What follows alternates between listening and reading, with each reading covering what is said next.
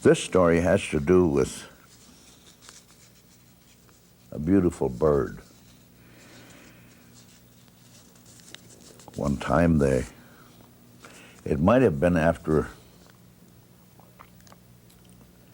some time after the other happenings of Wakachankagga, getting run out of town by being kind of a jokester around town. They got tired of him, they chased him out of town, and so he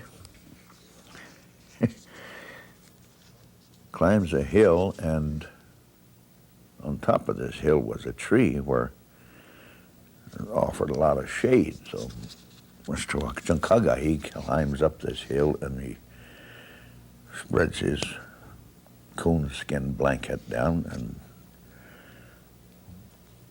propped that box up there so he could have a pillow, and he laid down under this tree, resting from his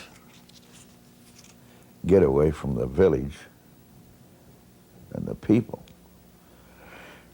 Thought maybe he'd doze off and go to sleep a while, take a nap.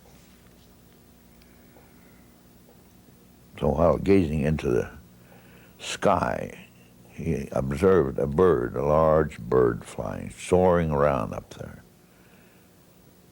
It wasn't an eagle.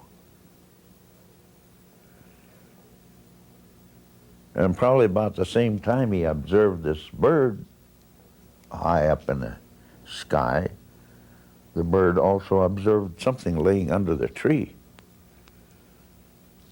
He said, I wonder what that is. There might be something I've been looking for. So what does this bird look for is food. It seems like everybody's looking for food, something to eat. But not so with a trickster. He laid there and he watched this great bird sailing around up there with so much ease, just scooting around. And imagine himself, if he was that high, he could see a great part of this wonderful world. Without any effort, he could just see way over there, way over this way, where he looked, clear to the horizon. So in the meantime, the bird thought, well, I better go down and take a little closer look at what this is. There might be a nice meal there. So it happened this bird was a kind of a bird that looks for dead animals, we call carrion. This happened way back there in the early days when everything was beautiful. And so he was made to be a beautiful bird.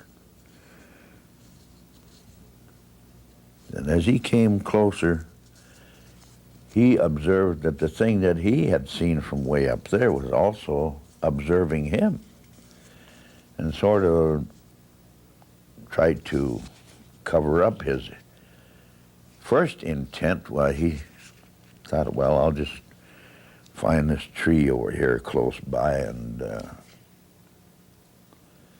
get in this tree here and sort of pretend that I just came down to take a rest. So Wakachankagga, watching this bird do exactly what he had planned, was he lit in a tree pretty close to where Wakachankagga's resting place was, and stood up there and was preening himself. The feathers on his neck would turn all kinds of colors, and every little movement, some would be purple, sometimes turn green, reddish, blue, which caused Wakachankagga to open up the conversation. Say, little brother, he said, you are a wonderful bird. He said, very pretty, handsome. Yes, sir. Maybe he didn't say that, but, I mean, with the emphasis he put into his speech was something like that. He'd want to be very convincing. He said, that must be wonderful, he said, to be able to go way up high and see a great portion of this country. Observe a large area. Oh, he said, you got the life. He said, you got it made. Or any of those modern day remarks you want to put in. He was saying a lot. So if you could understand Winnebago, I would use the Winnebago words, which takes quite a few English words to make the equivalent. You got it made, and one never had it so good, all that, because this bird could really control himself up there in the high altitudes, or was a master at using the up currents that goes on, warm air rising. He could get into one of those things and scoot right up into a high altitude in no time.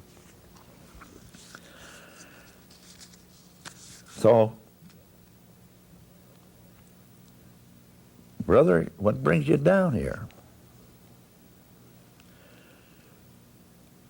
And so this bird was a proud bird too. You know, he just kind of shrugged himself a little bit and shook his head and moving side from side and changing position just to get more words of praise out of this one that's laying under the tree. I guess he was almost human, you know. Everything likes praise, so there he was. And he's sort of haughty, too, at the same time. He'd just stand up real straight, and maybe he'd close his eyes, you know. And he didn't answer Wahktunkaga. Oh, Wahktunkaga thought, well, I'll outsmart him, so he continues to praise him. Oh, what a handsome thing, he said. Mauna didn't spare anything when he made you. He said, you are so beautiful. I imagine one of the most beautiful of all the birds, my brothers. And so then this bird answered him. He said, why do you praise me so? Well, said Wahktunkaga, he said, I just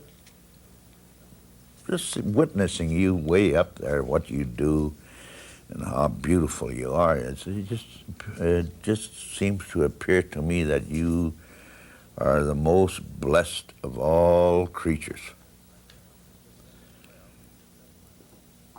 Well, he said, that might be, but why are you so interested? Well, yeah, I just laying here imagining that if I could be way up there, I could see a large area of this wonderful world.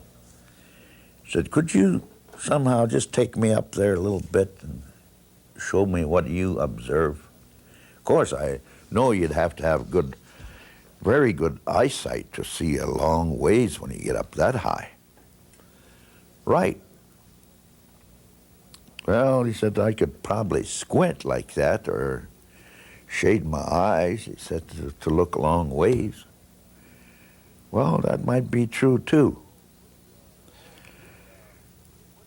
Oh, he said, would you do me a favor and carry me up there a little ways so I could see at least a little bit of what you enjoy? Well, I'll try, he said.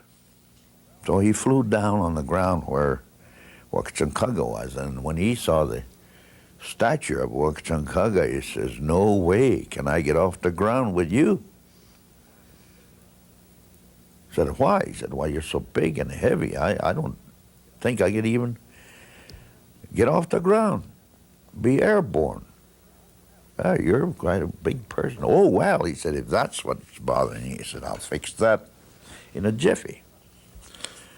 So Wakchankaga thought to himself, he said, I should be just about the right size, that he can carry me, and then I can get this ride, and so forth. So, boom, it happened. Wakchankaga had, just by his process of thinking, had reduced his size, his blanket, coonskin blanket, and his little box in the same proportion as his stature, down to a little tyke, like a little child. So he said, "No, how's that?" So, "Well, that's all right." He said, "I'm going to sit on your back." He said, "Well, that's where I intend for you to be." "Oh," he said, I'll hang on tight too." So Wakchankaga climbs on the bird's back, and the flight began. No sooner than a few flaps of the wing, they were way up there. Well, he must have hit an updraft or something, and he went sailing off into space. "Oh boy, this is the life," said Wakchankaga to the bird. He said, "Brother," he said, "you sure got it up here." He said, "I can see it all over." He said, "I even have to squint a little bit to see way over there, but I'm doing it." And it was just going to be a short flight, but it seemed like the further they flew up in the air, why the more insistent this little Wakchankaga become, you know. "Hey, brother," he said, "don't take me over there. Take me over this way." And about time they get over there, he said, "No, not here, over there." He began to kind of get bossy, so this bird began to kind of think to himself, "I'm going to have to get rid of this load." So they flew around. He still was taking Wakchankaga where he wanted to go until he got too overly bossy, and then the birds suddenly banked, and Wakchankaga almost fell off. And so he said, "Hey, you can quit that." He said, "They almost dropped me that time." And so this gave the bird the idea that he was trying to find how to get rid of this burden. So he flew back over the woods, and he thought about a hollow tree that he used to see in a certain area, and he was gliding along looking for this hollow tree. By a hollow tree, I meant that this was a dead tree, and once sometime maybe the lightning struck it, and the fire seemed to have dropped down through the decayed center of the tree, which might go all the way to the bottom, and then it got on fire, and of course the inside was all burnt out. It's like just a hollow log standing there in the woods. And so the bird finally spotted this hollow tree and came along, gliding along over the treetops, and got there, and he quickly turned a flip and dumped Wakchankaga down this hollow tree. So he didn't get caught any place because there was no branches or anything or knots sticking out inside. It was all burnt down to charcoal, and he slid clear to the bottom. And there Wakchankaga, in his little stature like that, why I suppose today they said he cussed out that bird, but he did call him a few rough names like the evil bird that you are, you have an evil spirit, and if I ever get a chance at getting even with you, I'm going to remember what you did to me this day. You are also haughty and full of pride, and so you know what's going to happen to you. You know what happens to people who have too much pride. And he said, "You got a big abundance of that, and so you better watch out. I'm going to get you." So I imagine the bird haw-hawed up his wing and flew away. But he did remember those last few words. I'm going to get even with you. Yeah, that's right. He said that. He could do that. He's quite a powerful being, but I just couldn't take his bossiness around any too much longer. So, oh well, I'll watch out for him. So this left Wakachankaga down in this hollow tree. How am I going to get out of here?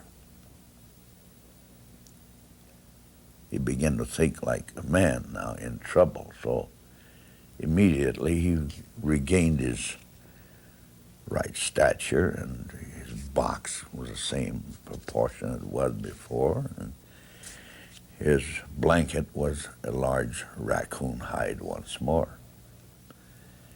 And he's trying to figure out how he's going to get out of there when he heard sound like some voices somewhere. And he listened, and they were women talking the Winnebago tongue. And they said, I think we almost got enough dry wood now to last quite a while. Now we'll get some more over here, and then we'll go home. We'll knock it off for today.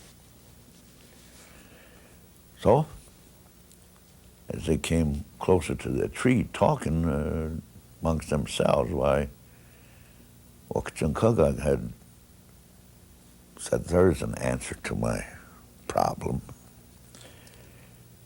So, in a great big voice, he started to sing. In this hollow tree, there is a great big wakedok. And so the women heard that, of course. And they listened again. I thought I heard someone say something about a big wakedok. A wakedok is, wake is a raccoon, and dok, the suffix, means that which has had issue, or might have been a mother raccoon who had already raised her family, but she has already had a litter of little ones. So the one lady asked the other, did you hear that? I thought I heard something. So he said, he in the hollow trees sang that song again. Well, sure enough, he said, there is one. I wonder where it's at. We got to chop the tree down and get this. Of course, a raccoon is also something of the bear family, which was good to eat. And so they could get a big raccoon, they'd have a raccoon feed. So they went to this tree and start chopping on it. And I think it came from within. And so he answers again, yes, I am a big wakedok. Oh, well, let's get busy here. So they took their axes and began to chop a hole in the side of that hollow tree. And when they did cut a hole through there, why, he held his raccoon skin up there against the hole. And he cautioned that they shouldn't cut him at all, or cut her, because she was big, and chop the hole bigger so you can get me out. And thereby they began to cut the hole larger, and he had a great big hide, so they must have almost chopped the side of that tree off before he got big enough. Why, he steps out, and of course, like he always does, he laughs at him. So there they were again. They start beating him up and chased him out of there. So he went on making his jokes and tricking other animals and people and so forth. But he was always on the lookout for this big, beautiful bird with a lot of pride. So the story goes that it didn't say how long it took him to devise a way of getting even with this bird. Well, he thought many plans, and he said, oh no, that won't work because that bird is a very wise bird, and that won't work. So he had to plan and scrap that plan and replan some other tactics and so forth until he was on the edge of the forest, and he looked out on a clearing there, and there was a herd of buffalo out there. Ha-ha, he said, I think this is where I might be able to work something out. So he joined the buffalo herd and changed himself into a great big buffalo. And so this is what was going on. That the same time, the beautiful bird was always on the lookout. He'd been up there, up in the sky, looking down. He'd wonder, I said, I wonder where Wakatankaga is now. I know he got out of that tree because I see the big hole chopped in it. I don't know what he did to get out of there, but he's out someplace. And right this minute, he's probably planning some kind of devilment to do something to me, get even with me for dumping him in that hollow tree. I guess maybe he felt sorry he did that to him. But, I just couldn't stand him bossing me around.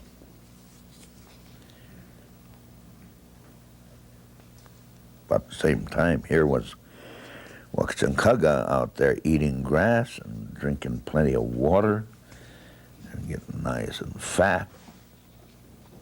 And once in a while, I imagine he'd look skyward to see where his friend was. There he is. I'm going to get even with him yet. So it so happened that he was kind of an old buffalo. And his looks was, he wasn't one of the young ones, but he was a huge buffalo. I suppose you could say he was a buck or a bull buffalo. So, well, the plan was that he should die. He's going to pretend he's dead. And that guy likes to eat dead animals, so he's going to come down, bound to come down this way. I'm going to get him. So you wonder what he's going to do to him, but then we'll have to wait and go along with the story. So it was that one day the big buffalo laid down and died. So as he laid down, why, his eyes were not wide open like really a dead buffalo should be, but he was kind of squinting. Well, what he was doing, he was watching up there. He seen his friend flying around. And it happened to be one of these little fuzzy woodpeckers. I don't know what woolly woodpeckers, those that hop up and down on a tree trunk, talking all the time. Quack, quack, quack, quack, quack, quack. Sometimes he's going down backwards, or sometimes he's going down head first, and he's still pecking away at the worms in the tree bark. So he come by, and he seen this big buffalo laying there, and so he flew on past this clearing and went into the woods and said, "Hey, you meat eaters, there's lots of meat out there going to be going to waste if you don't get busy." So lo and behold, all the meat-eating birds are those that like meat or tallow or something like that. They all flew out there to observe what the find was, and boy, that was that big buffalo. Well, let's see if we can get to the fat. At this point, I'd like to put in there, I think you remember a few cold winters past here, deep snow, and we had bird feeders out, and sometimes they'd tie a big chunk of suet up there on a branch there. And that suet didn't last very long. You know, the birds would come by and pick a chunk off of there and fly away. Well, that's what is, I guess, considered a goody thing amongst the birds. So in this buffalo, they didn't exactly like meat. And you know, he was full of that big tallow, or that big fat. That's what they call a big fat. So this is what they were wanting. So everyone took his turn trying to peck a hole in this tough old buffalo, and then almost beat their brains out trying to knock a hole in his hide. So one of the birds who had been pecking away there says, well, we ought to get Mr. Sharpbill, the magpie, to do this job for us. So they flew out into the woods or over the hills and finally found Mr. Magpie and told him that we got a big animal out here and we can't get in there to get the fat out of him yet. It's too tough. Oh, well, he said, I'll come. And that is what they call Wankipahi in Winnebago, which means the bird with a very sharp mouth, referring to his bill. So when he got there, even some of the birds were pecking around in that buffalo's eyes, and here he was just squinting his eyes real tight so to keep the birds from pecking his eyes out. So the magpie began by tapping here and there, trying to punch and peck a hole in this hide. And he says, oh, pshaw. He said, I'll do it my way. Not the way you guys would think I should do it, but I'll do it my way. The easiest way to enter this carcass and get to the fat is right under his tail. So the one with the sharp bill went back there and right under his tail was the anus of the buffalo. So he started pecking, and sure enough, it was a little more tender, pecking a hole there. And finally pecked a hole big enough so that they could get back in there and start pecking away at the fat that they found in that area. So there was great rejoicing amongst the birds. Now they got quite a lot to eat. They didn't have to go out hunting bugs and this and that. All they have to do is go down and have a nice meal of fat. In the meantime, one of the high-flying birds happened to see Mr. Pretty Bird, the beautiful bird, and said, say, he said, how come you're not down there enjoying this big feed with us? Well, he said, I have to be careful of what I eat. So a very proud person, he wouldn't tell why. Well, he said, well, you're just letting a lot of this go to waste. Why don't you come on over and see us sometime? Enjoy a nice meal. Oh, I might, he said. So he left him alone, and the next day, here up in a big tree next to where this dead buffalo lay was this Mr. Beautiful Bird sitting up there. I wonder, it could be Wakachankaga. Nah, he'd been laying there too long. Chicago wouldn't have patience like that, even if he did hate me. He's kind of weakening, see? So he's not too vigilant now because he's seen this thing laying there this long now. The next day he flew a little bit closer, and all the little feathered friends down there said, "Come on down. Hey, we're getting right to that nice best part there." He said, "We're just, we like you, we respect you, and you're a high flyer, beautiful bird. Out of respect, we saved you the choicest part in there." So that kind of talk kind of got him. "Oh, well," he said, "I'll come down and see what you're talking about." So he flies down there and walks around on the carcass a little bit there and checks out the other portions. He went back and he kind of sized up that fat that they left in it. Oh, boy. I suppose if you could say his mouth watered, he did. If that's what happened, so. "Oh, well, I'll take a nip at that." So that's all it takes, just one nip to get in bad if someone's laying for you in this kind of a condition. So he reached way in there and he took a bite at that nice big fat, and then all of a sudden something closed around his neck. Lo and behold, the buffalo gets up.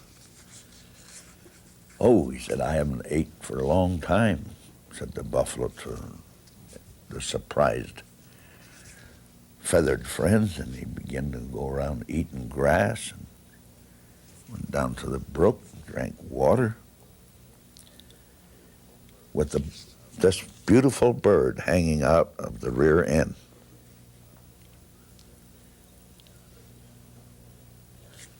That must have been a terrible sight. But remember, that's a proud bird. You get too proud, you get your head in trouble sometimes. So this is what is happening. Watch that pride that don't get you in bad.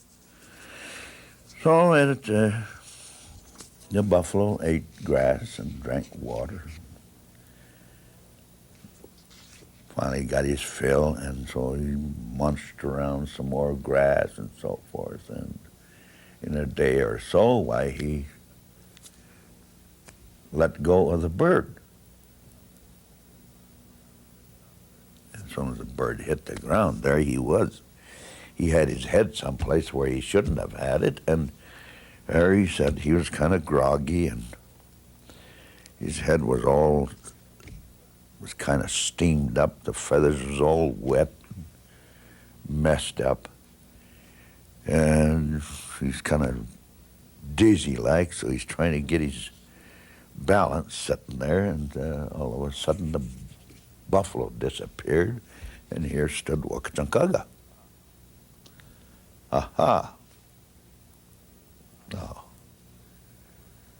proud, foolish bird, there you are. What are you doing there?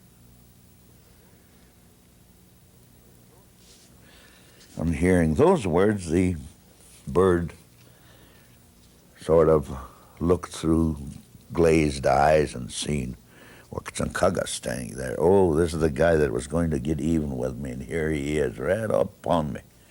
So he bat his wings, and he flew off and went up into a tall tree, so he thought he got away from Wakatankaga, but he had already been had. He didn't know. He knew he had been in trouble. Oh, Wakatankaga was telling him this and that, what a mean, evil spirit he had because of his pride, because of his arrogance, and so forth. I guess he just laid a big sermon down to this one-time beautiful bird. He didn't look so good right now. It was the sickest bird in all creation. Truly so, because he'd been here, hung by the neck for several days where he shouldn't have had his head.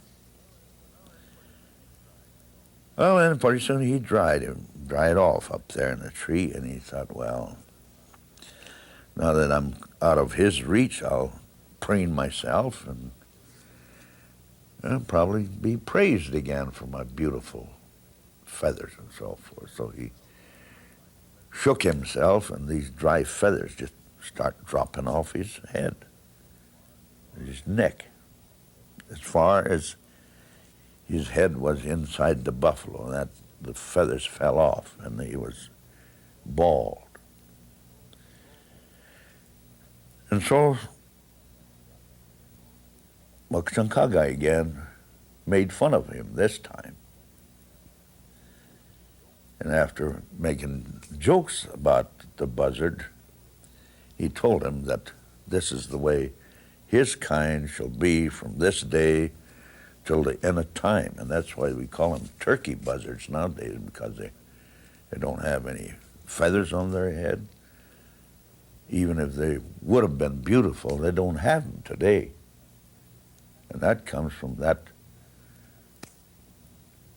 happening way back there somewhere when the world was new, when animals and birds could talk and understand the Winnebago language, and all creatures could talk Winnebago, which nowadays we don't. And these things quit happening way back at that time. Since Mokchankaga is not with us personally, so a few of us have to watch ourselves lest we might say we are reincarnated Mokchankaga here to tease and bother people, but I'm glad we don't have that power of making somebody lose his feathers. So this is what happened to the one that was proud, beautiful, and also what happened to Mokchankaga. He was disrespected. I guess he made it himself a pain in the neck first in order to get rid of the feathers off of the buzzard's neck. So that's the end of the buzzard story. Oh, this is a little different story. I'm going to tell you one about, let's see, number 3 son of Mauna. We call him the bladder because it was his nature that, he liked to be praised just like everybody else. You like praise? I think some say no, but I think that's a good thing. I think the only reason why we don't say, well, I like praise is because it has been said in the past, in the days when the earth was new, when the earth maker made it, he was the one who demanded all the praise. Now his number 3 son comes down, but he liked praise too, but it affected him in such a way that he just can blow up. He came down to get rid of evil spirits, as I said before. But during his sojourn here, he became kind of lonesome. He was looking for the one who was and who wasn't. They said he was present at that time, and I've been searching the universe for him and going all over the world looking for this one, and well, if he was and wasn't, but he still was there somewhere. So Bladder heard, and he was going to get him and do away with him. But in the meantime, he'd been traveling alone, and so he felt the need for companions. And he said, oh, the other that walk on two legs, they have brothers, they have sisters, and a whole family, and so they're all happy. Now, I have all kinds of power. I think I'll just be happy. I'll make myself some brothers. So he did. I don't know, it didn't say how he made them, but he made 10 brothers. It went Kunu, Hena, Nahi, and all down the line, all the way down, probably little, and down to the 10th one. And he warned his brothers that one had to take care of the other, be responsible. And don't wander away from the lodge, regardless of what's happening. He said, you stay right here because I have some enemies here. While I seek them out to destroy them, well, you stay here. So in the meantime, he who is and who isn't, Hereshkunya, comes by and sees the brothers and knows that this was the Bladder's brothers, and this was kind of Mr. Bladder, when he's come home from his travels, he liked to visit with his brothers. That was a great pleasure to him. So Hereshkunya was going to stop all that and make him sad again. And so the plan was that he would gradually lure these brothers away and do away with them. So as they planned, and the Bladder come home, and he'd warn his brothers not to leave, go so far and not beyond that. Then he'd go off to hunt the evil spirits and the giants and all the monsters and so forth. So it happened this one day that he who is and who isn't came and visited a while at the brothers' camp, and then went away.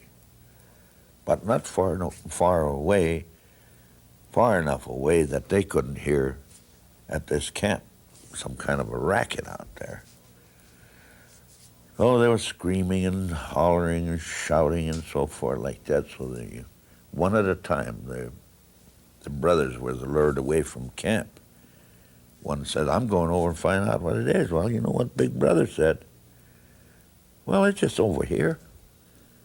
So when he got over there with the one who is and who isn't, would do something to him, and he's gone. He didn't come back, so another one says, hey, I better go get brother. So in this manner, he who is and who isn't lured all the 10 brothers away from camp. Of course, the last one, being the oldest, he said, now, Big Brother's coming pretty soon, and I've got lots of answers to come up with. I better go get these brothers of mine back here. So he too went. And he who is and who isn't trapped him. So when the Bladder got home, being a man of wits too, he observed the signs around there that someone came. The tracks were different and went away, and he tracked one brother here, another brother, and pretty soon where all the brothers walked, tracing this one missing, was a big road. So, they all went this way. And he went right to the camp of where this one who isn't or who is and who isn't. And there he was having a nice big ceremony, feed for himself and his victory by getting these 10 brothers. And he made tobacco pouches out of them, skinned them, I guess is what they meant, and made pouches and had them hanging on his wall of his lodge. So being the bladder, he was a real meanie when he got started too, and he blew himself up and he wrecked the lodge of the evil spirit there, he who is and who isn't, and really did big damage there. And in the meantime, after destroying this evil spirit, why, he picked up all the tobacco pouches that was on his wall and he took them back home. And so there was certain things that he did, certain chants he did, said, and so forth, and also gave him kind of a shock treatment to say that this and that, some magic words, and lo and behold, the bones came together. And maybe he said hocus pocus again, and the tendons and muscles grew on the bones. Then all of a sudden he said, the sky is falling. Rise up and run. And sure enough, they had skin over their bones and tendons, and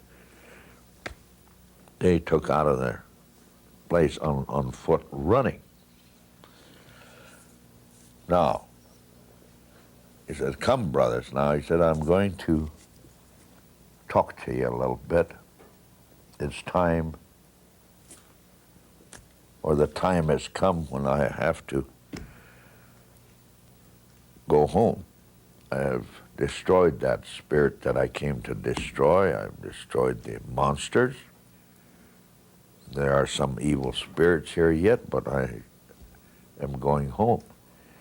So with you that wanted to roam away from the lodge and so forth, he said, I am going to give you the opportunity to roam the world.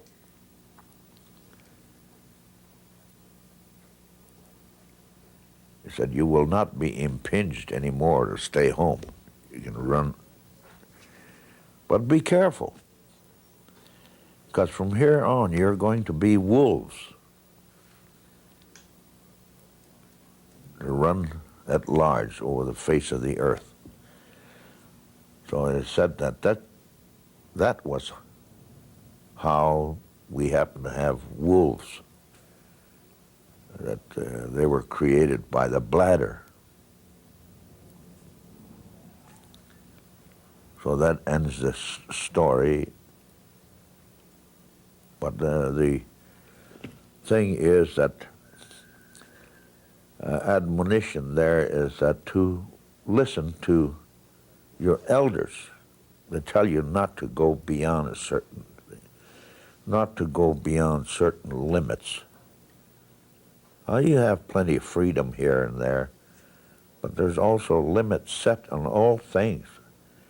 To go beyond is going beyond moderation in anything, and there you will destroy yourself, or you will be offering yourself to destruction. So that is the moral of that story. Mauna is very pleased with his creation.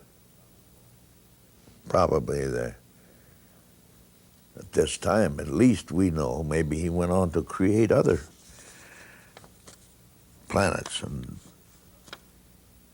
other places he put his creation. But at this time, as he looked upon his creation here, he saw that everything was fine. Animals did their things in their proper seasons. Trees, plants, everything grew and produced seed at the proper time. Everything seemed to go according to rule. But those that walked on two legs, he saw immediately, because he placed a mind within them that they could do what they want. They had a will to do things. And it was not disciplined because he never had any rules to go by, so he had to create rules by himself and begin to discipline himself and train himself to use his mind so that he might get along with other things of creation. So, in gazing over the creation, he saw that this was, and the Winnebago say sometimes he had made a mistake, but he was all-knowing. He could correct himself. In fact, this is what he saw, and he started to make moves to help this one that goes on two legs by calling together the other helping spirits and explain to them that this one that walked on two legs now, he's in bad shape. I've got to help him. So I've given him a plant whose leaves he will use to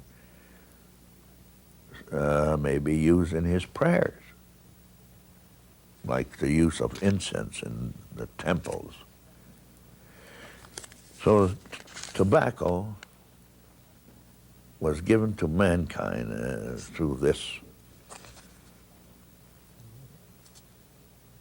by this discussion, and each spirit could not have that or take it away from those that walk on two legs. And then if you would receive any of it, you would have to bless them according to what they were seeking blessings for. And so this is why the Indian in the past had used tobacco and only in ceremonials, like making peace between the warring nations, and they honored that peace.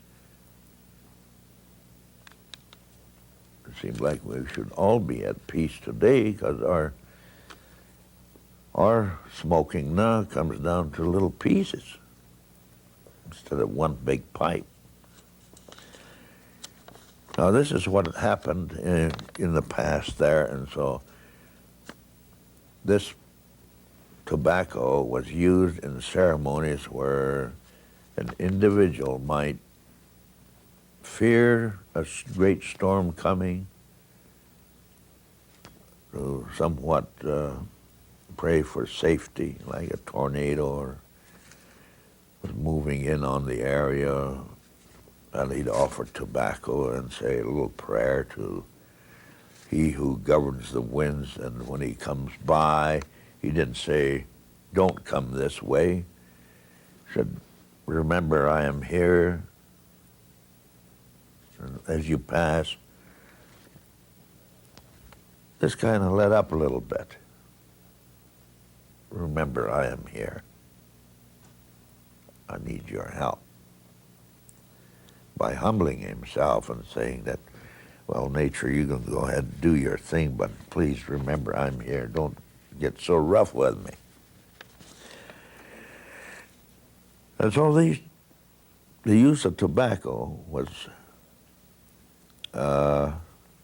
held very sacred. It was one person to another. If you take a handful of tobacco or some tobacco and you needed help from some other individual, or you would honor him by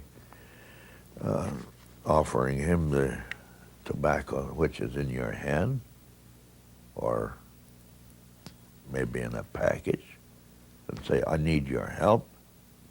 I can't seem to get this thing to work. Will you help me?" And so if you make a request like that, even the attitude you take in asking it in a humble way like this, you might be getting help without having to by the help.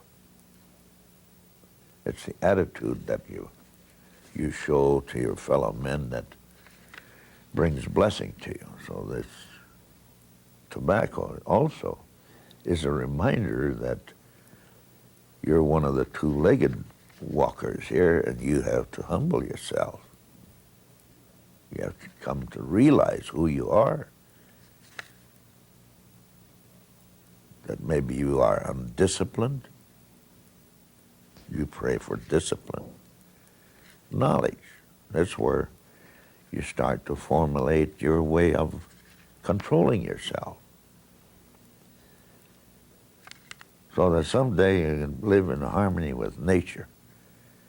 When you can set up your, group your knowledge all together for the good of mankind. You are disciplined. Where we are having trouble today, we forget that this tobacco is a reminder of your station in life in the beginning of time, that you were the poorest, or the weakest of all creatures. You had a great gift, your mind, and you're supposed to train it. So it's just a reminder of telling you who you are when you smoke a cigarette. Say, well, I got a habit. Well, what is that habit? If it's fine, if you could say, well, I got a lot to learn. I've got a bad person here to discipline. There's so much to learn.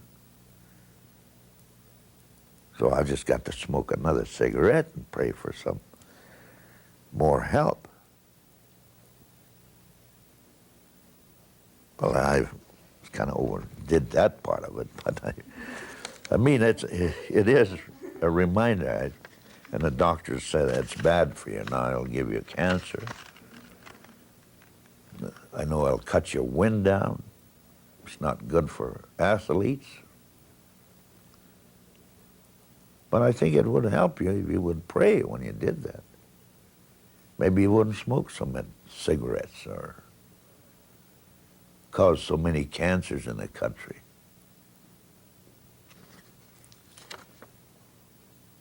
Well, I guess maybe that would bring me to the end of this story at this time.